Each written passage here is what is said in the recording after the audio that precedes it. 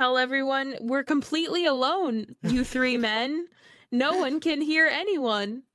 Yeah, honey, your mom didn't sit you down and tell you this is what it's like to be a girl in the world, and I'm sorry about that, but like I don't know that she had much parental guidance at all. a little bit of a feral child, a little Yeah, bit, yeah, and just doesn't know and is just at the mercy of everyone. But Grandpa's telling the kid the story. Like, I think one thing that's important to say here or remind everyone is at the beginning that Wesley is always saying, as you wish, and she realizes that means I love you, which I didn't fully get at first, and then I feel like I kind of understood it better. Like, I got it, but like I didn't get it. I feel like I got it more this time because like once you get to know Wesley's personality, the idea of him saying as you wish to literally anyone feels like very out of character.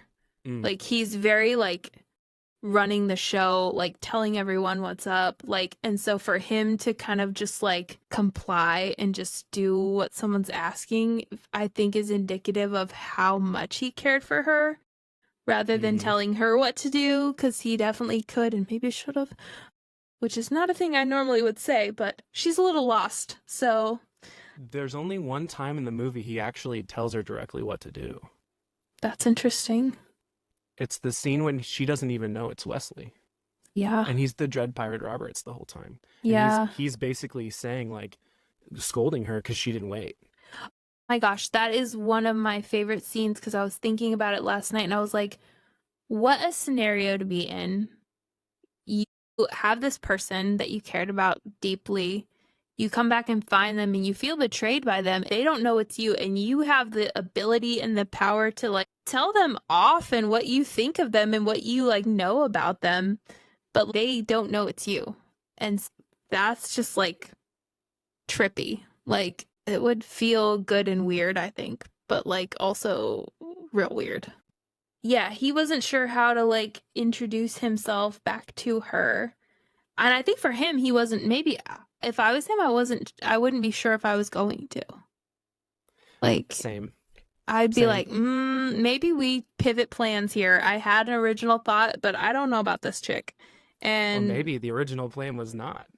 Maybe it wasn't. Maybe it wasn't. Just to steal her and see what she said. That could be. Maybe it was, yeah. Maybe he didn't have a whole plan. Who knows? He's very, like, just very actiony, which he actually says about himself later. We're men of action, lies don't suit us, or something like that. And which is very White Knight. That's so White Knight. Very, yeah. But no, yeah, you like feel like you know the person, but you don't know the person. But like you think there's probably something you know about the person still. And it's like, yeah, it's definitely interesting. That's an interesting. It's a weird moment. Because even as he's rolling down the hill, as you oh my wish, gosh, like, oh, you did it so right. He like waited until she was like done with it, and you don't know my pain. And he was like, okay, it's in there. I just didn't have all the pieces. She was not just wearing that on her sleeve because, like, why would you? It would be so hard to wear that on your sleeve all the time. And especially having to marry someone else. Yeah. Like, and then everyone knows, like, it'd just be easier to just play pretend. And then he's that's generally like, true, I think, though. Yeah. Faking it is way easier. Why do you think fake it till you make it's a thing? Well, it's for sure a thing. It's for sure a thing, and I'm awful at it. And I think that is why I make people uncomfortable sometimes, and it's fine. I've come to terms with it. I think it's a brave thing to have to be honest, and I think it was probably very difficult because she doesn't know that that's a safe person. She's like been kidnapped like twice today. Yeah, and her she's jumped in the water, been threatened by eels, like all these things. It's been a whole day. So almost fell off a cliff. My gosh, the cliffs are crazy. Yeah, that was actually a really cool video trick. I liked watching that from like the movie perspective. It was just, it's so intriguing watching. I forget the guy's name who plays Inigo Montoya. When Mandy he Patinkin? pulls himself up, Yeah. When he Yeah. pulls himself up, he has to lay like this, where he's like laying on the floor and like all crumpled up to be able to look like he's coming up from like just a dangling situation. Interesting. And it So looks he's like, really interesting. so he's just kind of flat, but he's trying to look like he's pulled up. He's like, there's only Interesting. really like this much space between like the top of the rock and him Interesting. having to lay down. That's funny.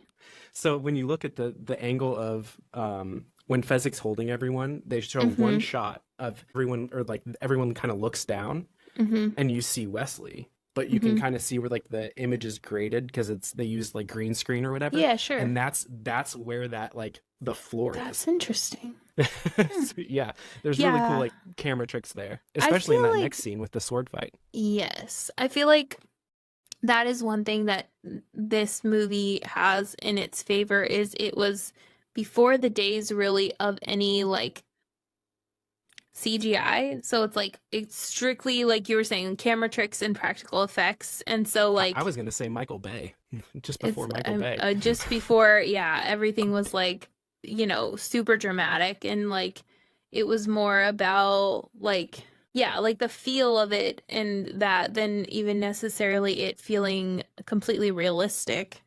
It was more like the experience feel of it. And I think this story is like so interesting. I think it's very funny that like they get to that point and they're both like, well, I'm not left-handed either. And like, so I love though the line that I absolutely definitely use in real life all the time is, you keep using that word. I do not think it means what you think it means. Because so good. It's so applicable, because there's so many things that people say, I'm like, yeah, I don't know about that. And it's just such an easy way to be like, I don't know. And I don't honestly think that Inigo was trying to like one up him or anything. He was like, I think honestly saying like, you keep saying that, but these things keep happening. But so it like, felt I such don't like know. a shadow backhand. It's so good. Yes, it's so funny. That crew, like, I think that might be one of my favorite sequences, is when we like are meeting them, like, and just like their dialogue between themselves, like, is just so absolutely hysterical. Like the things that they fixate on, like, you want me to leave you where I found you, unemployed in Greenland, like somehow working for this criminal is better and preferred to like being unemployed in Greenland. Like he's arrived by having this job for this criminal to start a war, and I'm like, wait a minute, this is up for him. I don't understand. He must have been like circus performer, been treated like awful. Yes, like, I don't know. Yikes. But were. I guess to go in tandem with that, I love the kind of camaraderie that happens though, because immediately after that, like Inigo walks over and he's just like, "Don't mind him. He's just having a bad day." Yeah. And then he starts like playing a game with him. Yeah. And it's so innocent in what you need to have for the rest of the story to make it like absolutely make sense for Fezzik and Inigo to actually join up with Wesley. Yeah. So. And it's so good. Yeah. No, and I think we were talking a little bit, Matt and I were, about Inigo's story, and like how he's kind of pursued revenge this whole time, and he kind of gets to the end and he's like, I don't know what to do though now that it's over. But to his credit, it felt to me like he was doing it for such pure reasons in a way that I feel like feels different than most like revenge stories, because like he's not letting it consume who he is and what he thinks of everyone else. Like, you know what I mean? Like to your point, he's making friends with Fezzik. Like he's like having conversation with this masked guy that he's like impressed with, and so like, well, the typical revenge story is all about that kind of like it's like malice, and just like it like colors what they think of literally everyone. Like, but I feel like that's a kind of a tribute to like his like real motivation, which was like kind of maybe just like maybe the revenge was like a misguided of this like idea of honoring his dad, you know what I mean? Like, because I think it was more about honoring his dad than it was about like hurting someone or believing the worst in humanity, like. Yeah, I think so too. Especially when he's talking to Wesley on the rock, when he finally lets Wesley up with the rope. there's Mm-hmm. that moment where he's like, just sit down, dude. Like, we're about to kill each other. Just sit down. Just like literally take a Yeah. break. Like, chill Yeah. out. And then let me tell you what I Yeah. do and why I Yeah. do it. My whole deal. What my whole deal is, yeah. You He's seem a just decent so fellow. I honest. hate to kill you. You seem a decent fellow. I hate to Hate die. to Like, die. there's Yeah. so many good lines in this movie. Like, I have this I bought it when we were on vacation in Amsterdam last fall, Ooh. because there was a moleskin store which like blew my Mm. mind. But it has a section for quotes. It's basically like a movie journal, and Okay, now that makes it has way like more a whole sense. breakdown, and like the quote section is absolutely just filled on this one because there's just so many good lines like that, you seem a decent fellow, I hate to kill you, like, and I think that's why I like this movie and always have liked this movie so much. I didn't actually see it until I was in high school. Could go on that one. But yeah. So yeah, So there's just so many good lines in this, and that's I think what draws a lot of people into it is just like, and what keeps us coming back, I think, is because we remember those lines because they stick with you a little bit, and so we like want to hear them again, and mm, there's just a lot of those for sure. one of the interesting things that happens during that fight scene is there's a lot of names that are dropped.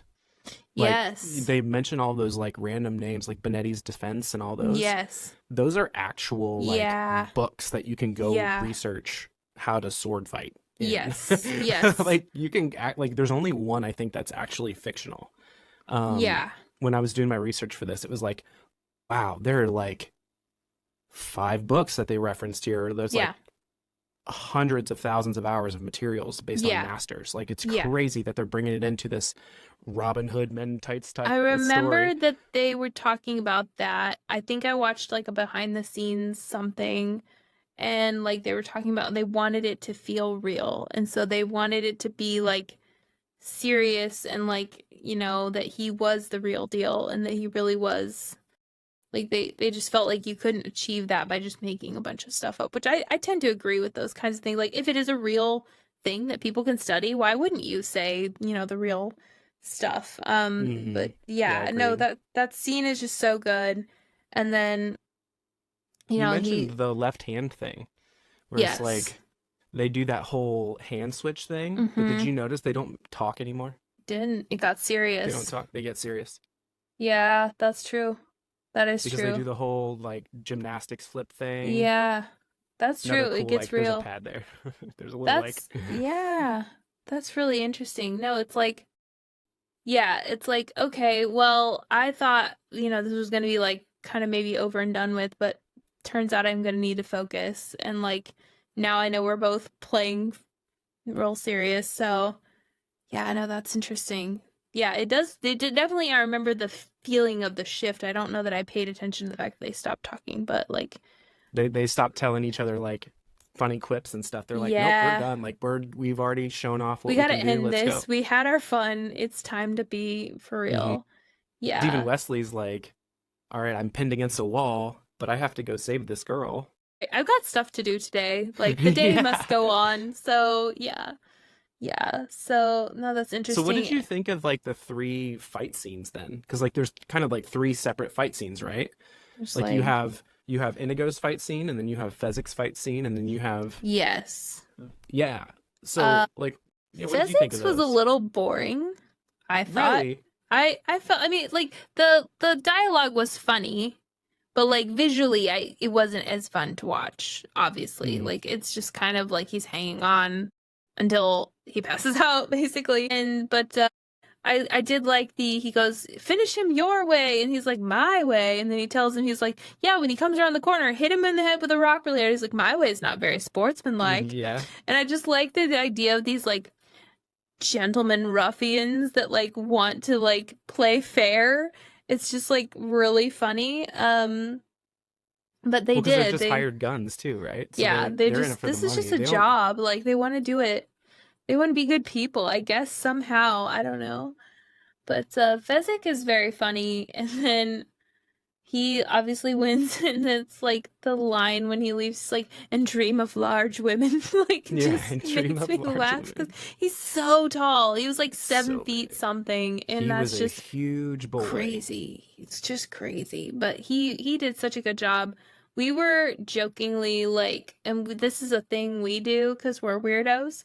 No, I think though too, like, so you're talking about the three fights, like Fezzik, but then the last one is obviously the funniest one, like, because that guy just gets so circular, like Vicini gets so in his own head, and he's like, he's just going and going, and I love when he goes, truly you have a dizzying intellect. He goes, wait till I get going. And then Yeah. he just keeps going. Like, it's like he doesn't realize he's being made fun of because he's just so, like, in this, like, circular thing he can't get out of. And it was also, like, I think the other part of that conversation that's the funniest is when he goes, where was I? Australia. And then, like, And that, then he like, continues. yeah, it's like, just like the, Like like, that's the segue. trigger word. Yeah, it was like, where was I? Oh, you were in Australia. Okay. Just so funny. So, so funny. But yeah, no, he was great. He was like truly bizarre. Um, but yeah, then we get to that, you know, you're talking about like the falling down the hill scene, like we're at the hmm top and like they're having this conversation. He's confronting her, but not as himself about her behavior and like her betrayal. And she's like, you don't know me. You don't know what I've had to go through. And it's also a fair point, I think, to say, like, him saying, like, why didn't you wait? It was 5 years. That's like, you know, Oh, especially thinking that person's dead. yeah, like, you thought that person was dead. And, like, because, like, the person, like, they encountered someone who, like, doesn't leave anyone alive. And it's been 5 years since that happened. Not only Like, that, you're looking at the person who supposedly did it. right. Yeah. Super weird. I think 5 years feels like, I mean, it's a good That's a chunk long of time. time. That's a chunk of time. Like 5 years. That's a Gosh, long time. that's 2019. That was a long time ago. Um, he's falling down the hill. They Yep. finally realize what, I mean, she finally realizes what's going on, basically. And then there's, of course, the fire swamp, which is like a whole, basically, like, if they survive that, they are like kind of invincible, is what everyone kind of frames that as, is how Mm. deadly it is of all the things that are in there. And then It's they framed the immediately, same way in the book, actually, where yeah, it's very much a okay, we can conquer this, we can do this, we can, right, and it's always that drive once she realizes who he is. It's like it doesn't right, matter what is next, like I have you, like, yeah, which is really really nice. It gives it that it is, I've rode in on the white horse, I've collected you. All we need to do is escape. right. And then I feel like she throws in the towel quickly in the movie. You know what I mean? Like, it feels, I think that's where I get frustrated with her, like, lack of determination and imagination a little bit, is like, we just, like he survived and maneuvered his way out of being killed by the Dread Pirate Roberts and is now And the the fire Dread Pirate swamp. Roberts and the Fire Swamp and bested all of these, like, people. And now we're here faced with this man in a skirt. Um, which, like, he just, Yeah, I wouldn't make fun of him if he didn't twirl so much in this particular skirt. he really does. He does a That's a fair good bit of point. twirling. He's like, look at this, look at Like, yeah, this. there's fur trim and it, like, flares because he definitely spins a few times. It's He's like very, the little girl like doing a yes. ballerina kind of thing. He Yeah. needed you to know that it could do that. So I think. But anyways, they get out of the fire swamp. There's all these reasons, in my opinion, to feel like, why would we ever separate? What could stop us? Like, and she immediately is like, don't kill him, I'll marry you. And I just felt like, what? Like, I mean, Yeah. I I think I just have a hard time with her because I think character-wise we are just fundamentally different thinkers, but I mean, she just immediately, like, because that's what does it. Like, that's what sets the whole second half of the problem in motion. So, I think from like total shallow psychological look at this for me is like she has this impression of the world that is what is in front of me is my reality. And when she sees Humperdinck, she immediately thinks about all the hunting parties and how famous he is for that. So, like, with Wesley being by himself, she just had nothing but fear for Wesley after just getting him back. Yeah. So it's like that desperate call of like, all right, I will literally do anything to not have that feeling come back again. Yeah. Which is telling for her, but then at the same time, it goes back to your point, it just lacks determination. Like, they could have totally gotten away from that moment. Like, at least try. Like, maybe save the surrender card for, like, make an attempt. If it doesn't work, then pull that out. But, like, she just immediately, like, to the point where they're all surprised by it. Like, they're like, what? And it's like, it's very jarring and weird. And then, you know, immediately, we all know he's not gonna, like, do what he says. And he, like, doesn't even, like, say it all that quietly. But, like, so, yeah. So, like, that lands him in the pit of despair. And I do feel like the movie up to this point, oh my gosh, yeah. Like, and then he talks normal. And then he's just like a normal dude. It's so funny. It's like what you're expecting, and then they're like, oh, actually, he's fine. He just had something in his throat. He's just albino. Yeah. Oh my gosh. No, I feel like this has definitely, like, always been my, like, weird kind of irreverent sense of humor of, like, why take anything too very seriously, like, when it could be funny. Like, obviously not things that are, like, important to be taken seriously, but, like, if we can stick a joke in there, why wouldn't we, kind of thing. And, like, I feel like they definitely don't miss an opportunity in this movie to Definitely not put one in. And I think that's why I loved it so much, because there's so many situations that, like, lend themselves so well to it, and, like, that pit of despair is one of them. And then, like, the horror of it, and, like, he's like, for posterity's sake. It's like, what? Yeah. He's want me being, to tell, like, very research lab guy, and, like, acting like he's, like, performing some kind of, like, you know, voluntary medical test or something. And, like, just tell me how you feel. Like, we're doing research here. We're learning about the human body. And this guy's like, you're freaking killing me, man. Like, so I don't even know if I can use words. Absolutely crazy, that pit of despair situation. But, and then she has the dream, which is where the kid gets involved again, which is interesting. So she's like, you know, the grandpa says, like, the king was gonna die, and so they got married at his bedside, and the kid interrupts, and he's like, no, they don't. Yeah. And that's when he says something that I thought was interesting that I didn't really pay attention to. But the kid says, after everything Wesley did for her, she can't marry Humperdinck. She just can't. It's not fair. And then the grandpa says, who says life is fair? Where is that written? And I just thought, oh, we didn't unpack that, but that's a whole thing. Like, that's very, yeah. Thought that was really an interesting, like, little, because the grandpa could have just comforted him and said, like, just let me keep reading. But instead he's like, wait a minute. He kind of stops him for a second. But then I think that was a wise move too, from, like, the movie perspective. It was, because that's not in the book at all. Like, that little moment, but I mean, the story itself does a really good job of that. Life isn't fair. Just overall, the story does that. And I think he says that.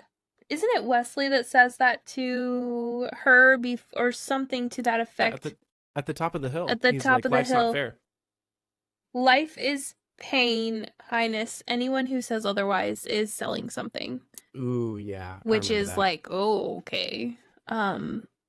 So that's really, and it sounds dark, but, like, it's not wrong, like, you know, and I think there's something to, like, being able to acknowledge that and, like, still live a life, that I think has maybe a little bit more perspective, but, like, he's obviously trying to kind of put her in her place. But she has the dream. The kid's objecting very strongly to the idea that she could actually have married Humperdinck, but he keeps going, and then we hear this, the the Yeah. like that part, which is just, and I feel like that part is like her realizing her lack of imagination and lack of like that this was the only path we could have chosen, Hmm. which I think is good.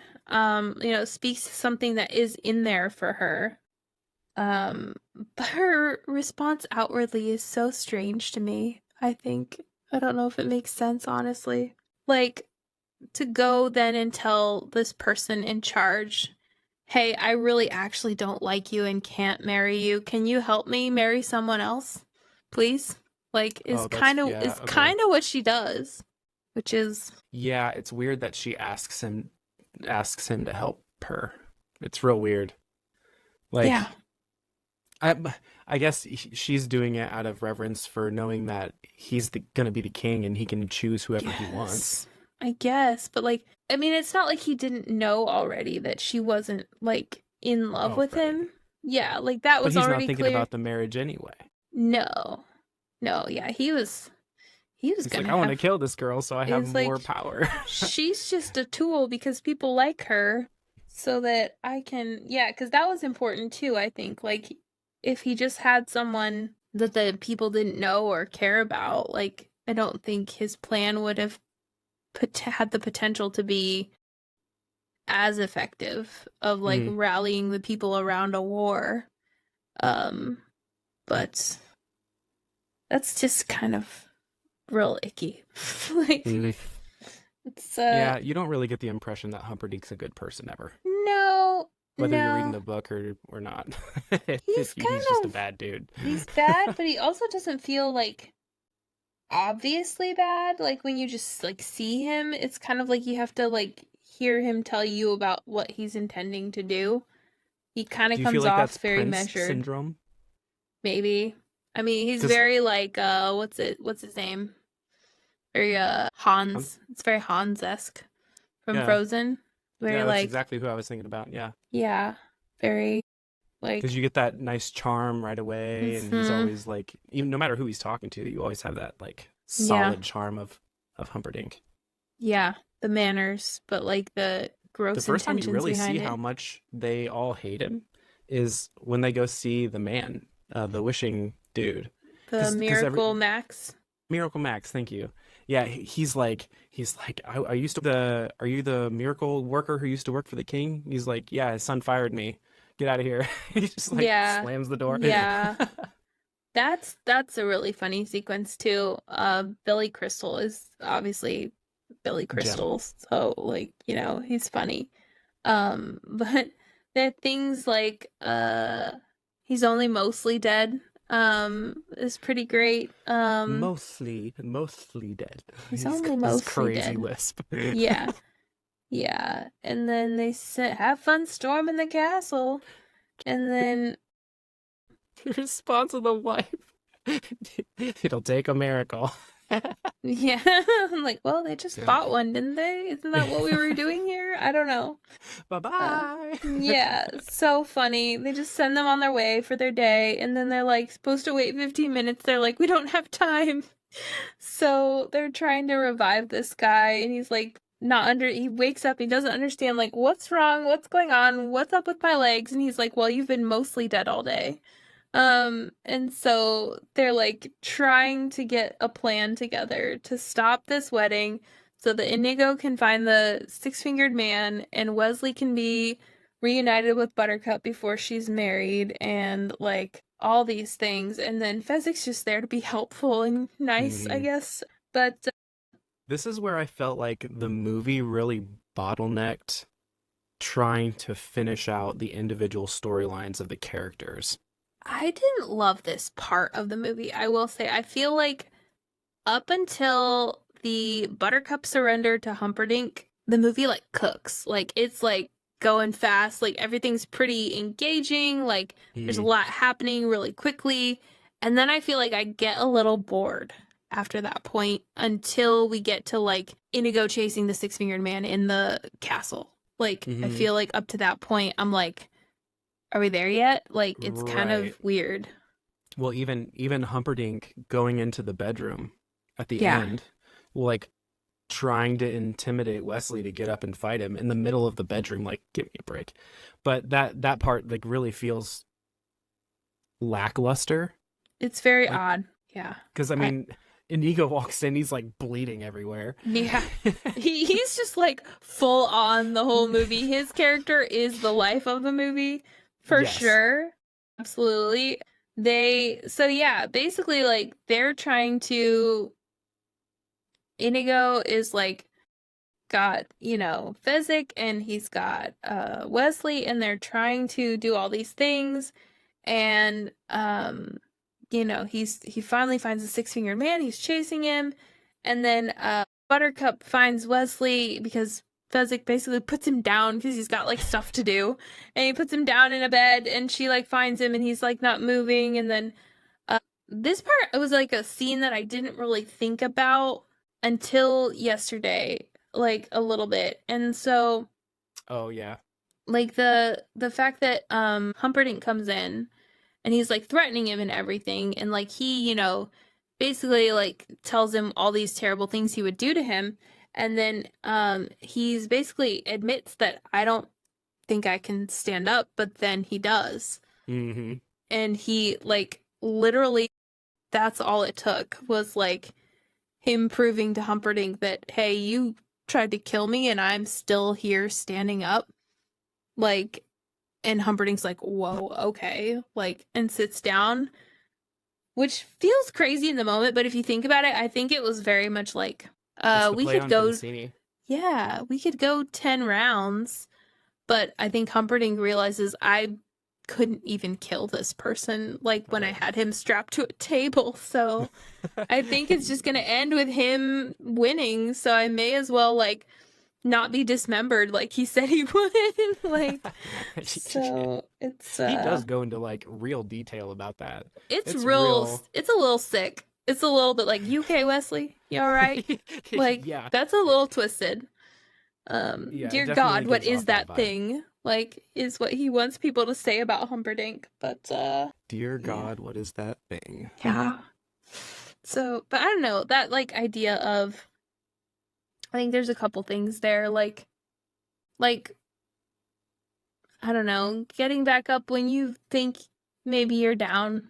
Like, I feel like, the impact of him just like making the decision, like he doesn't fight, he doesn't do anything all that crazy, he just decides he's not going to stay down. And I felt like that was really interesting because that's all it took to kind of prove to himself and to his like enemy basically that like, you can try to keep me down but it's not gonna work. And like, it's just that idea of persistence, I feel like, is something that Wesley's character definitely has. Like, he whether or not he knows how it can happen, he always believes it maybe can happen. Right. And I think that's really cool. But I have a theory. I think that Inigo, like the play of it, is that Inigo becomes the Dread Pirate Roberts. Oh, for sure. For sure. I think that's the play. So like the whole time you get a really cool dynamic of Wesley discovering, oh, this is the person who could literally like replace me. Mm-hmm. Mm-hmm. Yeah, if for I sure. see you, and like at the fight scene that they have early on, it's like you're actually really good. Here, like, I'm gonna spare you because if we see each other again, like I got a plan. Yeah. Mm-hmm. And then as this whole ending is happening and he like sees him walking in all bloody and he's still willing to help him. Yeah. It's like, okay, you got the job, dude. Like, yeah, bro, you're basically invincible also. So here you go. Got a plan for you. Yeah. No, Wesley's character is very, I wouldn't say like that I like Wesley, but I think he has good qualities. Like, he's kind of a little bit too, I wish I had a different word, but the only word I can think of is like snide. A little bit in a lot of his like mannerisms toward, like, he definitely is the smartest person in the room, but he also acts like he's the smartest person in the room. Ooh, yeah, that's fair. I knew. Yeah, snide's a good word for that. And so, like, which I don't love. Like, I don't care if you're flaw. Yeah, like I don't care if you're smart. Like, you can still not make other people feel like they're not smart. Like, like, so I guess the other Um, context to take is like we're also looking at Wesley from he's talking to these people from like they're his enemies at this point. yeah, Like even Buttercup when he's scolding her, it's that's like fair. you need to know that you did me hard wrong. Like Yeah.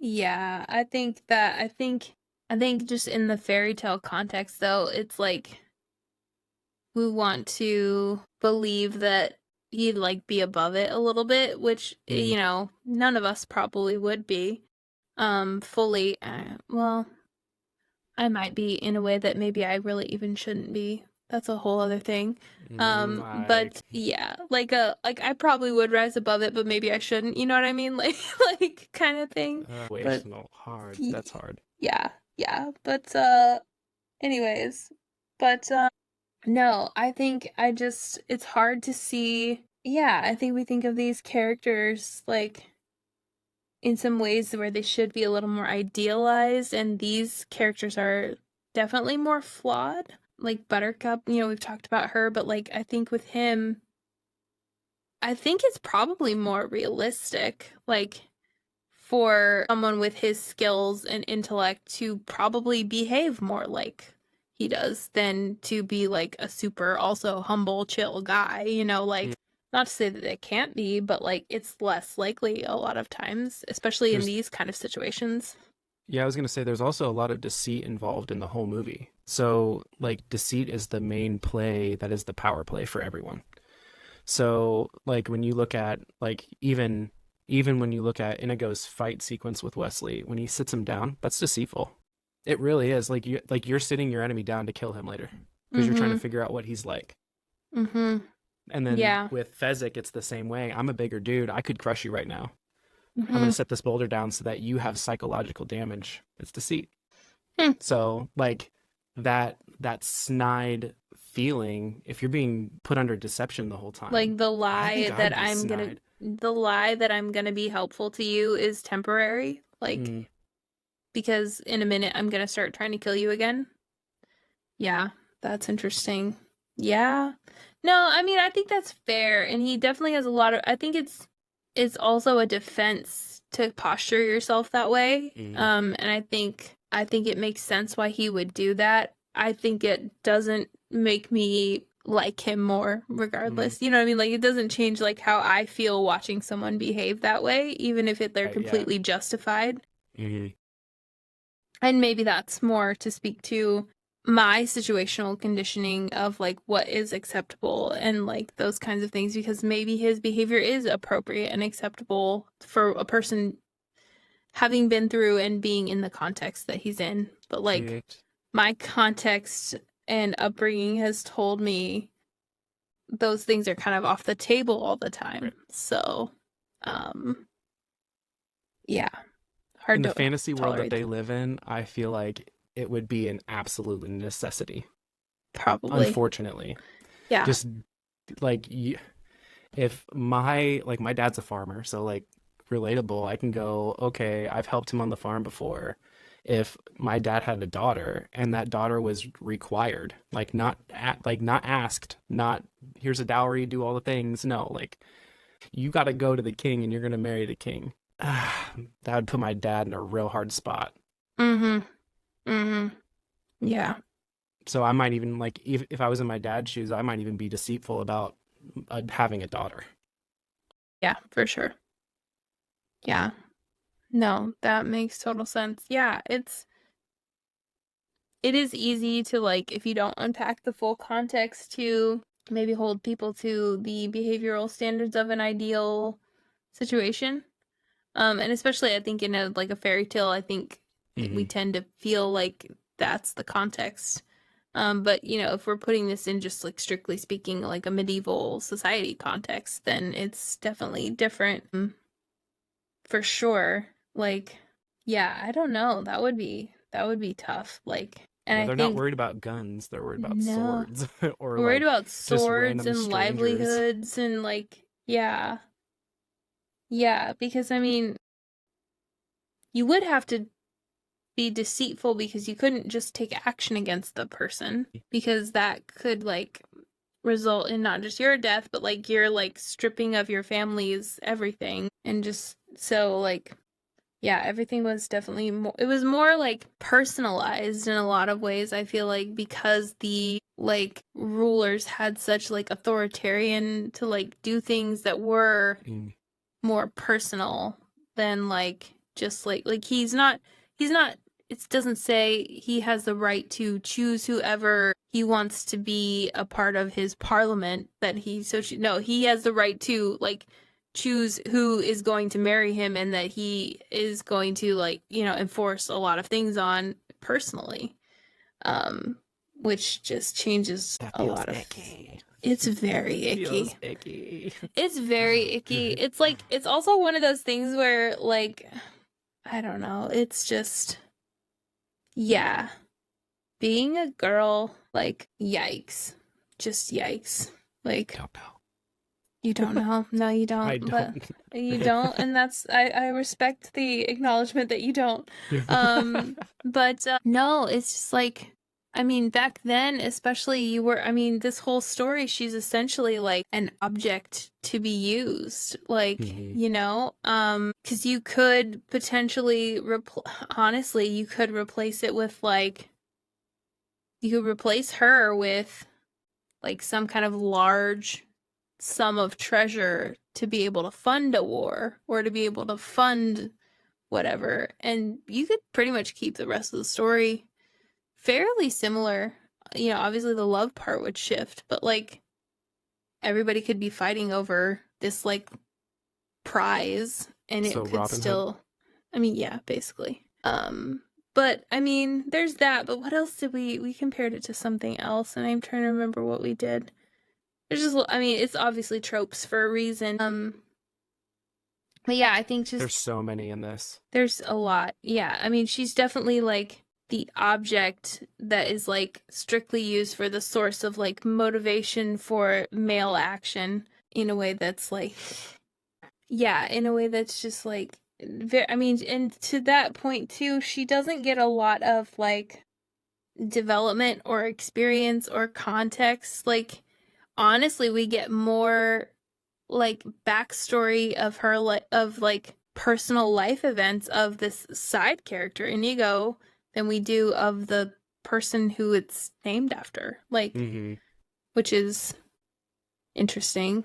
But yeah, I mean, that's just the fact that like at a certain point, like, it's just so interesting and fascinating to me that at any point we could have been thinking that half the population was not like fully entitled to rights and like humanity and had thoughts and contributions, and like, That's not a world I just, live in. Like, I mean, there's things that like make it like how do I say this?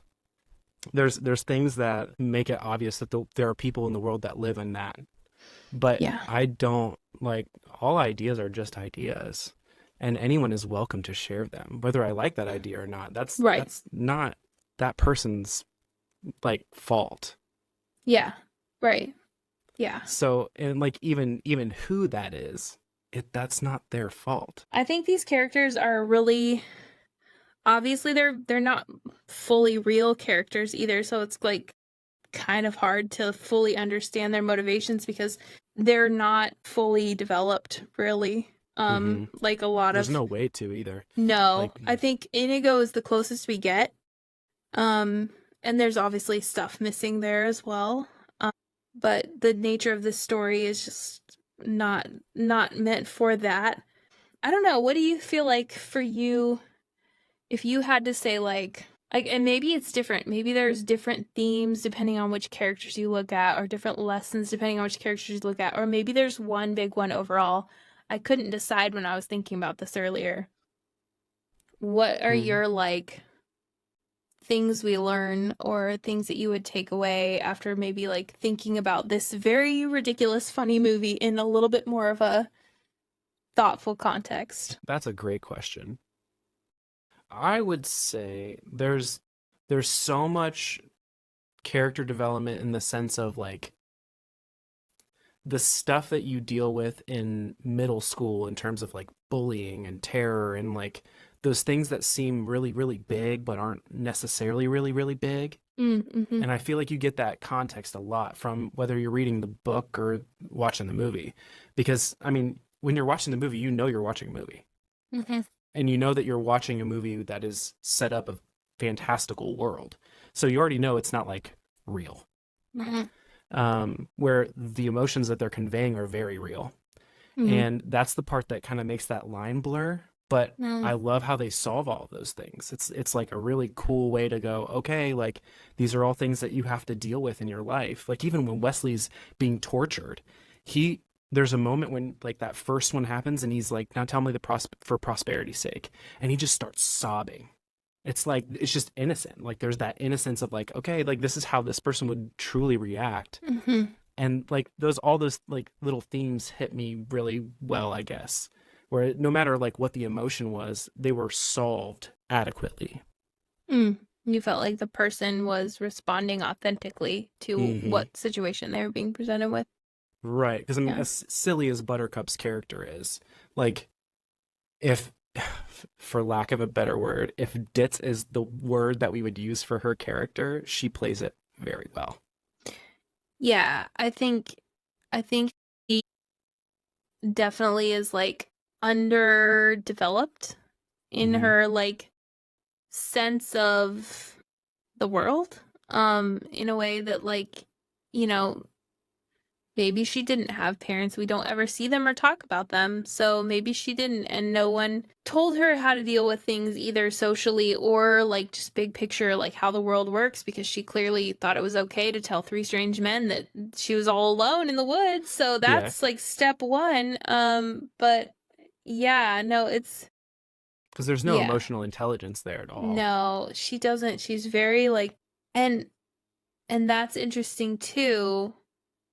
Like, and it also would make sense why it maybe took her a while to realize that, like, you know, they kind of talk at the beginning about that, like, she and Wesley loved each other, because he's a little bit abrasive, of a personality.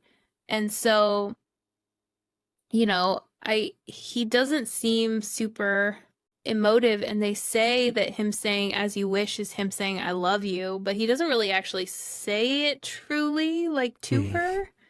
We talk about this idea of love and like how big and important and like in pursuit of that love, like for the sake of it, but honestly, like they don't really say it to each other. So I feel like there's a lot of like, well, the only thing that he says that's even remotely close, he's like, well, this is true love. Like, yeah, this is like, he just kind of, it's not like he's saying I love you. He expects that love from the situation. He's talking about this like thing that exists between the two of them, not like his own personal feelings for her.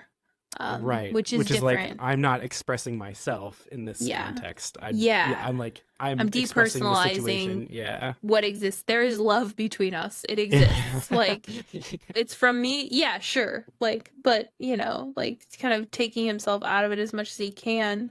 That's interesting. It's very like a very guy thing to do, if I can be so bold to say that. No, it's I was thinking about that a little bit, because it's 1987, and at the end of this movie, the little kid wants his grandpa to come back, and it's a callback, so it's like makes sense for the movie, but he still, you know, big picture doesn't say it. He says "as you wish," which is both sweet and also, when you think about it, he's not actually saying the words.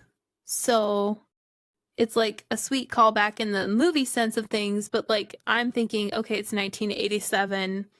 Maybe that's as close as that kid gets. Like, you know what I mean? Like that might be, like maybe grandpa doesn't say that even on a normal day. That's fair, because that's like, if you're looking at it from the grandfather's perspective, he's like a 50s kid, if earlier. He's got to be earlier than that, I think. So like 30s, 40s kid? Probably, because if this is 87 and he's like 60. Definitely. Yeah, he's way older than that. So it's like 20s, 30s. So he's, So yeah, maybe you're right. Maybe he didn't even hear it himself.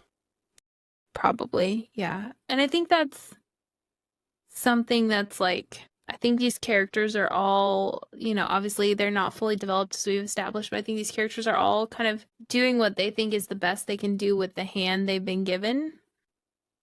It just is very different. And like, I think that's what I like though so much about Inigo and Fezzik's characters is they really seem to not have much, but they choose like each other and they choose kindness and fun in a way that's just really sweet. We didn't even talk about that scene where Fezzik is reviving Inigo after he's all drunk and stuff.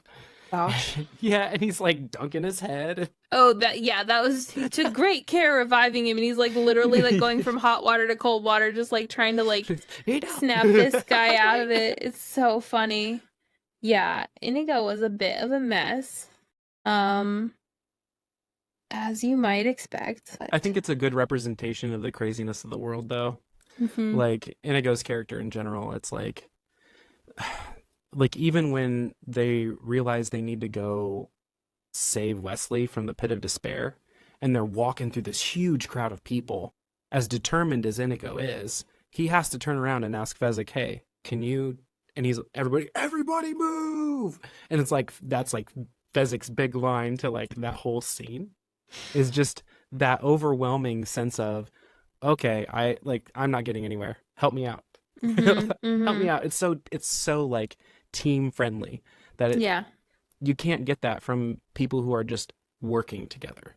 Yeah. No, they're choosing to care for each other for sure. Like they definitely chose to trust and like support each other. Like even just like you talked about like that moment of, I mean, that's emotional care when when Fezzik's getting berated by Vicini and Inigo chooses like, I'm gonna go change the subject and show him that I like him and we're gonna have fun and we're gonna make it about that instead, which is just sweet. Like that's good friending. But it's just it's also do very that funny. to your people, y'all.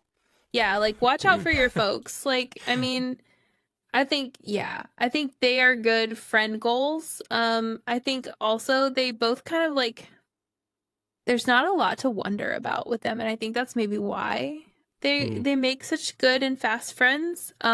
I feel like I've been thinking about this. Like, I feel like it would be weird, but like maybe easier if everyone was like, here are my rules for how to be my friend well. Like, you know what I mean? Like these things and we're good. Like, and you don't have to worry about me being mad at you or anything if we do these things or you don't do these things. And maybe it's like 5 things, 3 things, who knows?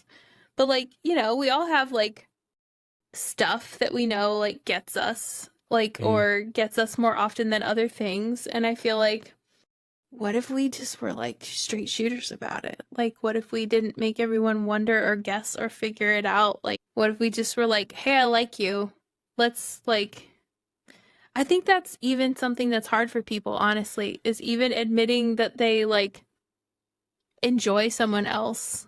And I think it's because we don't want it to not be reciprocated, and it's like just protective.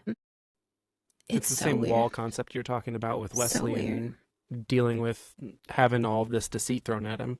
Yeah. It's like you never know who's going to be backstabbing you or whatever it may be. It's ridiculous. Yeah, and it's sad, but I mean, it's the reality of the world, unfortunately. It really is. It's so weird.